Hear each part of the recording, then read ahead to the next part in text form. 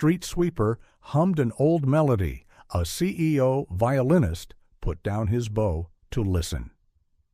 Elias lived in the quiet hum of perfection.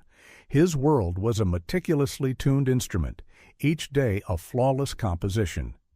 The CEO of a company that built other companies, he had long ago traded the raw, chaotic passion of his youth for the polished, predictable rhythm of success.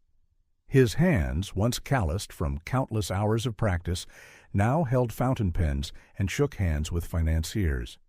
But they still remembered. They remembered the weight of the bow, the curve of the violin's neck, the way a crescendo felt not just in the ears, but in the chest. A physical ache of beauty. His life was a performance, a grand, uninterrupted concert of achievement, and he played it to a standing ovation every single day. The view from his office, 50 stories up, was a vast, silent ocean of glass and steel, a kingdom of his own making. He was its king, its composer, its solitary virtuoso. The world below was a blur of anonymous motion, a distant, muffled orchestra playing a tune he no longer recognized. He was a man suspended between two worlds, the rarefied air of his own making and the forgotten soil from which he had grown. His violin, a priceless Stradivarius, sat on a velvet stand in a climate-controlled corner of his office, a silent testament to a past he had outgrown, or so he told himself. It was a trophy, a relic, an anchor to a part of him he had carefully, methodically, and perhaps regrettably submerged. The instrument was his shadow, a constant nagging whisper of a different life, a different kind of music. He'd look at it sometimes, his fingers twitching with a phantom memory of its touch, and he would feel a profound, unnameable longing, a sort of homesickness for a place he could no longer find on any map. It wasn't the music itself he missed, not really. It was the feeling, the raw, unfiltered emotion that had once poured from his fingertips, the sound of a heart laid bare. That was the music that had been replaced by the sterile, unwavering beat of his corporate life, the ticking clock of meetings, the endless drone of quarterly reports, the hollow applause of boardrooms. He was a perfectly tuned machine, a symphony of efficiency, but the melody had been lost. He was a bridge to nowhere, a memory walking through a meticulously curated museum of his own making. The silence in his office was not an absence of sound, but a presence of something heavy, something he refused to name. He called it peace, but it felt more like a cage, gilded and magnificent, but a cage nonetheless. He was a king without a kingdom, a virtuoso without an audience, a melody without a soul. He was a reflection in a window, a ghost in a machine, a forgotten note in a perfect symphony. He was a man who had everything and felt, in the quietest, deepest parts of himself, that he had nothing at all. He was a bridge that had been burned, a song that had been forgotten, a life that had been traded for a perfectly polished, entirely empty replica. The silence was the real music now, the endless hum of his own isolation. He was a conductor of nothing. An artist who had forgotten his art, a man who had lost his way in the very perfection he had so painstakingly built. He was a ghost, a memory, a soundless echo in the vast, empty halls of his own success, waiting for a single note to break the stillness. This was the quiet crisis, the symphony of his solitude, played out in the sterile light of his corner office, 50 stories above a world that had long since forgotten the sound of his music, and a world he had long since forgotten to listen to. He was a river that had stopped flowing, a bird that had forgotten how to sing, a song that had been meticulously, tragically erased. Schnein. Then came the sound. It wasn't loud, not at all. It was a faint, almost imperceptible hum, a sound that seemed to rise not from the roaring chaos of the street below, but from the very pavement itself. Elias, mid-sentence with a junior executive discussing market projections, paused. The words, once so weighty and important, became meaningless chatter. The hum was a single thread of raw, unpolished melody, a forgotten note in the clamor of the city. He felt it not in his ears, but in his chest, a deep, unsettling vibration, a familiar ache. He dismissed it as a phantom echo, a trick of the light and the silence of his office. He tried to continue the conversation, to reassert the rigid order of his day, but the hum persisted, a quiet defiance against the perfection he had so carefully constructed. He found himself drawn to the window, his gaze sweeping over the endless grid of the city, searching for the source of this profound interruption. And there, far below, a small figure moved with the slow, deliberate rhythm of a forgotten waltz. An elderly street sweeper, Matteo, a man the city barely noticed, was hunched over his broom, his worn-out clothes a stark contrast to the polished cars and gleaming storefronts around him. As he moved, he hummed. It was the hum of a man who had seen too many sunrises, a sound etched with the weariness of a life spent in service to the unseen. It was a sound that had no place in Elias's world, a sound that defied the very notion of his existence. But it was the melody itself that froze him, a simple, haunting tune that he hadn't heard in over 40 years. It was a lullaby his mother used to sing, a melody so deeply buried in the sediment of his memory that he had convinced himself it was a figment of his imagination. He could feel the ghost of her hand in his hair, the warm scent of her kitchen, the worn fabric of her apron. The memory came not as a clear image, but as a flood of feeling, a cascade of forgotten emotion. His perfect, polished life suddenly felt like a brittle, hollow shell. The hum from the street was a hammer, and the shell was breaking. He saw the world outside his window not as a kingdom to be ruled, but as a place filled with forgotten stories, with melodies that had been misplaced, with lives that were quietly, beautifully, being lived. His Stradivarius, once a symbol of his triumph, now felt like a weight, a burden, a lie. The sound from the street was the truth, and it was reaching up to him, a fragile, insistent hand trying to pull him back to the ground. The hum wasn't just a sound, it was an invitation. It was a challenge to the very foundation of his being, a question whispered from the past. What was the purpose of all this perfection, all this wealth, all this fame, if it kept him from the one thing that truly mattered? The answer, he knew, was somewhere on the street below, held within the quiet, unassuming melody of a man he had never met. The perfect silence of his life had been a lie, and the raw, unpolished hum from the street was the truth. He felt a profound sense of shame, a deep-seated regret that he had forgotten so much, that he had traded the real music for a polished, empty imitation. The melody was a key, and it was unlocking a door he had long ago locked and thrown away. He was a stranger in his own life, and the man below, the humble street sweeper, held the map to a place he had forgotten he needed to find. Janet. He left the meeting without a word. The stunned silence of his executives was a mere backdrop to the roaring in his ears. The elevator descent was not a simple act of travel, but a journey through layers of his own carefully constructed identity. With each floor that passed, he felt the weight of his suit, the tightness of his tie, the polished leather of his shoes, each a shackle of the man he had become. The sterile air of the elevator cab was thick with the ghost of his mother's lullaby, a sound that echoed not from the speakers, but from the very core of his being. The melody was a thread, pulling him down, down, down, away from the sky and toward the earth. He stepped out of the building's lobby and into the city's living, breathing heart. The world was a sudden sensory overload, the blare of horns, the chatter of 1,000 conversations, the scent of exhaust and roasting nuts, the vibrant, chaotic tapestry of human existence. It was a symphony of imperfection, a beautiful, messy, undeniable reality. And in the midst of it all, he saw him, Matteo, his worn broom moving with a quiet, tireless grace. The old man's hum was still there, but now it was clearer, purer, a small island of peace in a sea of noise. Elias felt a profound, almost paralyzing sense of awkwardness.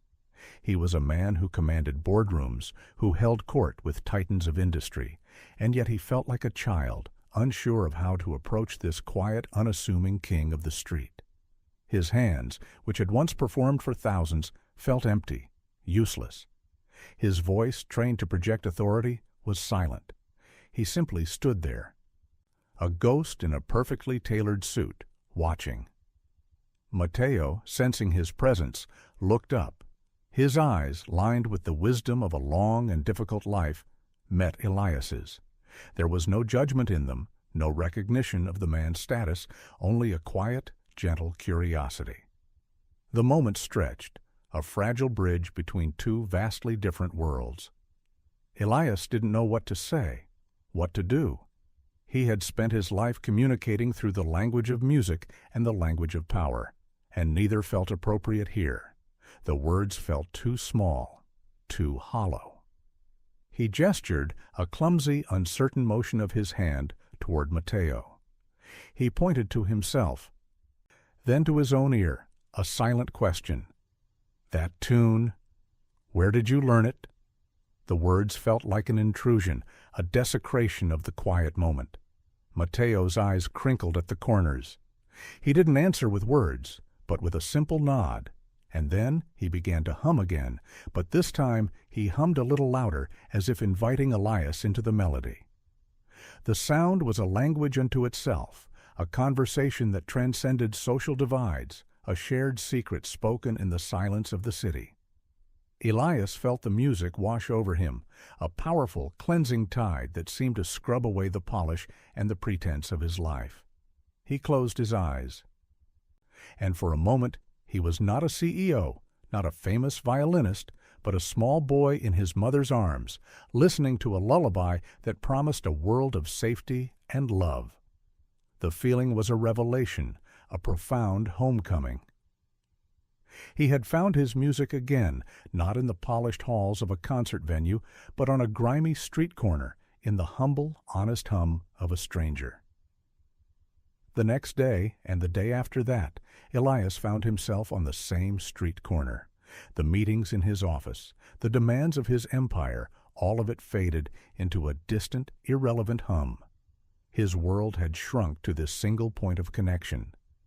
This silent duet with a man he was just beginning to know. He didn't bring his violin. The thought of it felt sacrilegious, a flashy, arrogant instrument of his former self. He came to listen, to learn, to simply be. He would stand at a respectful distance, his hands in his pockets, and simply watch Mateo. He watched the way the old man's broom moved, a dance of quiet, purposeful labor. He watched the lines of his face, etched with stories Elias could only guess at.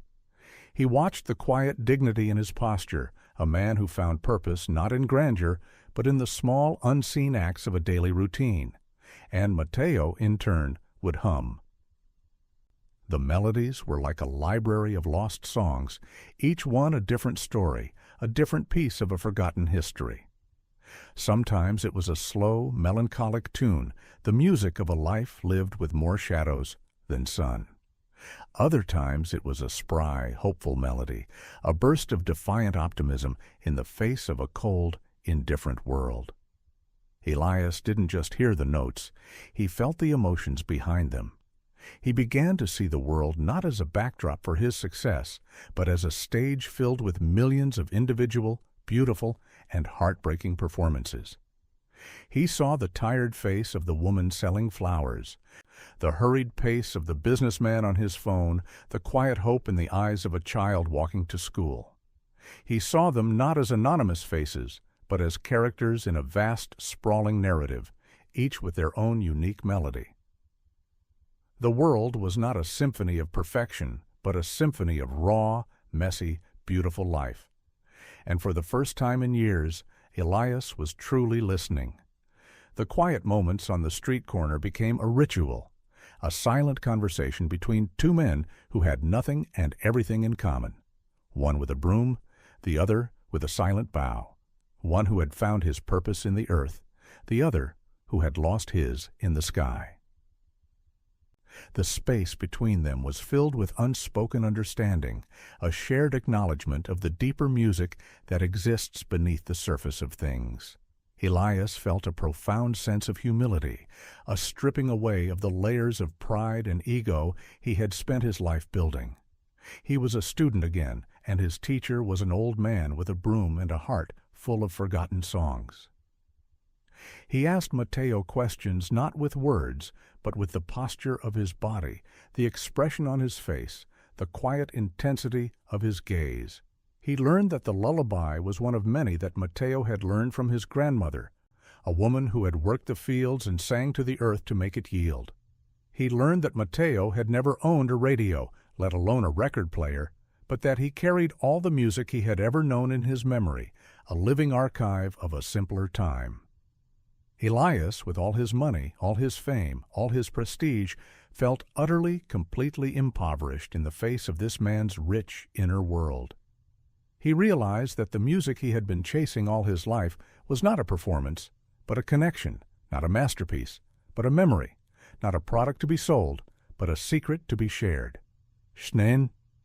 The day came when Matteo was humming the lullaby again, and Elias, in a moment of reckless, beautiful abandon, pulled out his phone. He opened a recording app, a tool he usually used for corporate memos and business calls, and held it out, a silent plea. Matteo, his broom resting against a lamppost, looked at him and without a word began to hum the melody from beginning to end. His voice was a little shaky, a little rough, but it was filled with an emotion that Elias had only ever known in his most profound musical performances. He hummed the tune in its entirety, a quiet, simple, heartbreakingly beautiful piece of living history. Elias listened, his eyes closed, the sound a warm blanket of memory. When Matteo was finished, he simply nodded, picked up his broom, and went back to work. Elias walked back to his office, the recording playing on repeat, a single precious file on a phone filled with 1,000,000 empty promises. He went to his climate-controlled corner, and for the first time in years he picked up his Stradivarius. His fingers, stiff and unpracticed, felt clumsy on the strings. He didn't know what he was doing, only that he had to try. He pressed play on the recording, and the sound of Matteo's hum filled the silent room. He raised his bow, and with a shaky, uncertain hand, he began to play. He wasn't playing a piece by Bach or Beethoven. He was playing a duet with a ghost, a collaboration with a man who had no idea the profound impact he had on the CEO of a multi-billion-dollar company. The first notes were a mess, a jumble of wrong pitches and sour tones. He was a perfect machine that had forgotten how to feel. He closed his eyes, and he stopped trying to be perfect. He stopped trying to be Elias, the CEO, the famous violinist. He just tried to be. He listened to the hum, a patient, forgiving guide.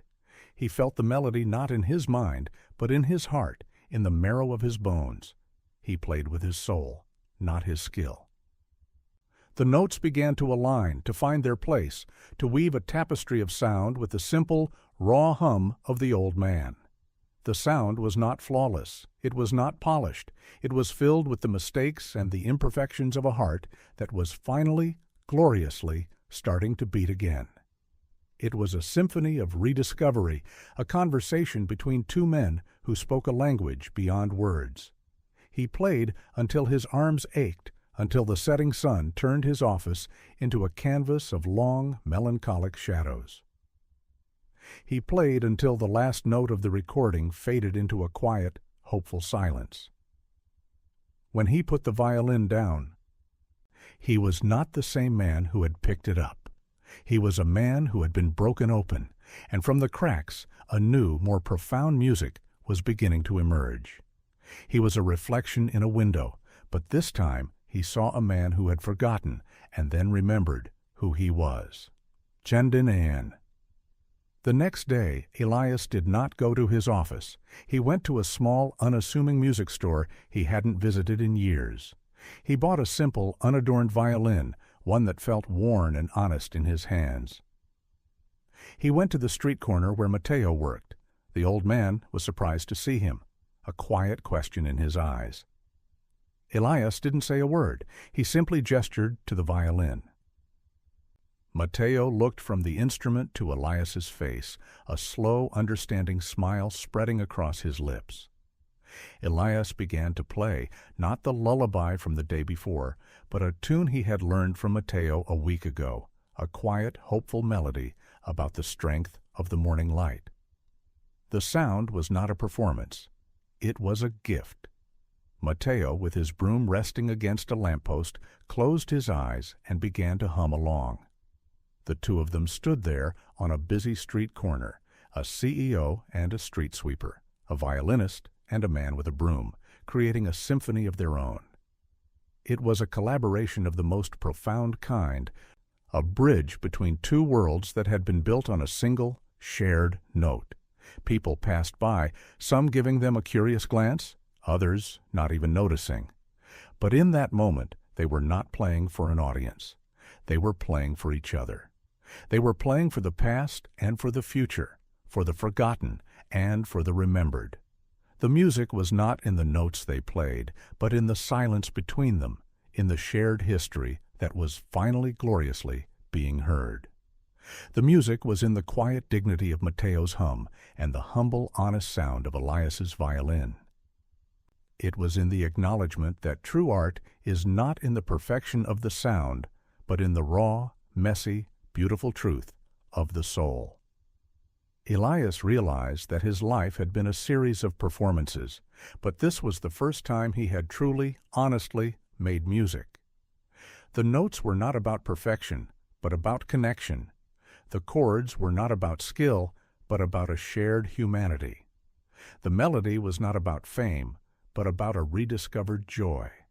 It was a lullaby for a lost part of himself, a redemption song for a soul that had been silenced for too long. John Elias began to spend his mornings on the street corner. His executives were baffled, his rivals amused, but Elias didn't care. He was learning, not from a textbook or a business seminar, but from a man who found purpose in the dust and the forgotten corners of the world. Matteo taught him the music of a life lived without pretense, the rhythm of a day that was not dictated by the clock, but by the sun. Elias, in turn, began to show Matteo the world of his music, not the polished, distant world of the concert hall, but the intimate, private world of the notes themselves. He would play a tune he had learned from Matteo, and then he would show him the structure of the piece, the way the different parts wove together to create a single, unified whole. He was not teaching a student, he was sharing a secret. He was building a bridge, not with steel and concrete, but with sound and shared experience. Their collaboration became a silent ritual, a morning symphony that nobody else heard, but which transformed their lives in ways they could not have imagined. Elias learned that the most profound wisdom is not found in books, but in the quiet, humble acts of a man who has nothing to lose and everything to share. Matteo learned that the music he had carried in his heart for so long was not just a personal memory, but a universal language, a bridge that could connect two hearts across the vast social divide that separated them. The story of the CEO and the street sweeper became a quiet legend in the city, a rumor whispered from person to person, a story about a bridge and a song and a friendship that defied all logic, a story about a man who had everything and a man who had nothing, and the music that revealed the truth of their shared humanity. Then, one morning, Elias arrived on the street corner with his Stradivarius, the priceless instrument no longer a trophy, but a testament to his journey. Matteo, his broom resting against a lamppost, looked at the gleaming wood and the polished strings, his eyes filled with a quiet, knowing reverence. Elias didn't say a word. He simply raised the violin to his chin, closed his eyes, and began to play. He wasn't playing the lullaby or the morning melody, but a new song, a song that was not from a book or a memory, but from the very core of his soul. It was a song that was both new and old, a symphony of a life rediscovered. It was filled with the rich, mournful tones of his past, the hollow echo of his empty success. But it was also filled with the bright, hopeful notes of his present, the quiet dignity of Matteo's hum, the simple joy of a shared moment. The music was a living, breathing tapestry of their friendship, a testament to the fact that the most profound beauty is not in perfection, but in the glorious, messy, heartbreaking truth of the human heart. Matteo, with tears in his eyes, began to hum along, his voice a quiet, powerful undercurrent to the soaring melody of the violin. Their duet was not just a song, it was a conversation, a confession, a prayer. It was a symphony of rediscovery, a bridge between two worlds that had been built on a single, shared note. It was a quiet, unassuming miracle in the heart of a bustling city, a small island of peace in a sea of noise. The music was not a performance, it was a gift, a promise, a living, breathing testament to the power of human connection. The story of Elias and Matteo was not a tale of a rich man helping a poor one, but a story of a man who had lost his soul, and a man who helped him find it again, one humble, heartbreaking, and beautiful note at a time. The world was listening now, not to the music of a genius, but to the song of a soul that had been found. Dinan, the next part of their story, was not about music, but about silence. One morning, Elias arrived at the street corner, but Matteo was not there. His broom was resting against the lamppost, a silent sentinel, but the old man was gone. Elias waited, and then he waited some more. The quiet was a presence, a heavy, suffocating silence that he had not felt since before he met Matteo. He asked the local shopkeepers, the hurried commuters, anyone who might have seen him. But no one had. He was simply gone. The silence was a profound, echoing cavity in the very core of his being. He went back to his office, his violin silent and heavy in his hands. He was not a CEO or a violinist now, but a man who had lost a friend. The world, which had been so vibrant and full of music just a few weeks ago, was now a colorless, soundless blur. The melody he had learned from Matteo, the song that had been his salvation, was now a painful echo, a constant nagging reminder of what he had lost. He knew, with a certainty that was both devastating and liberating, that the music was not in the instrument, but in the heart of the person who played it. And his duet partner was gone. The world was a symphony of silence, and Elias was a conductor with no orchestra, a virtuoso with no audience, a man with a full heart and an empty stage. He was a bridge that had been burned, a song that had been forgotten, a life that had been traded for a perfectly polished, entirely empty replica. The silence was the real music now, the endless hum of his own isolation. He was a conductor of nothing, an artist who had forgotten his art, a man who had lost his way in the very perfection he had so painstakingly built. He was a ghost, a memory, a soundless echo in the vast, empty halls of his own success, waiting for a single note to break the stillness. This was the quiet crisis, the symphony of his solitude, played out in the sterile light of his corner office, 50 stories above a world that had long since forgotten the sound of his music, and a world he had long since forgotten to listen to. He was a river that had stopped flowing, a bird that had forgotten how to sing, a song that had been meticulously, tragically erased. Days turned into weeks, and weeks into months. The violin sat on its stand, a silent ghost of a friendship. Elias tried to play, but the music was hollow, an imitation of a feeling he could no longer find. The notes were correct, the technique flawless, but the soul was gone. He was a perfect machine that had forgotten how to feel. He returned to his old life, the boardrooms and the meetings, the endless drone of quarterly reports. But the perfection was a cage, a gilded and magnificent one, but a cage nonetheless. The applause was a hollow echo, the praise a meaningless whisper. He was a king without a kingdom, a virtuoso without an audience, a melody without a soul. He was a reflection in a window, a ghost in a machine, a forgotten note in a perfect symphony. He was a man who had everything and felt, in the quietest, deepest parts of himself, that he had nothing at all.